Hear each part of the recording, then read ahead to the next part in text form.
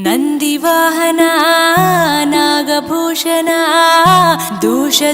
ನಾಶ ವಿನಾಶನ ಸೃಷ್ಟಿಕಾರಣ ನಷ್ಟಹಾರಣ తమోరజో సత్వగుణ విమోచన మాఘమాసమున కృష్ణపక్షమున చతుర్దశి నడి జామురాతిరిన మహాలింగమే ఉద్భవించెనట బ్రహ్మ విష్ణువుల అహం అనిగెనట సృష్టికి మూలం నీవని తెలిసి సాగిలబడి నీ మహిమకు మొక్కే అదే మహాశివరాత్రి వెలిసెనట అరే ఓ జంగమా విభూది లింగమా పక్కన పార్వతమ్మ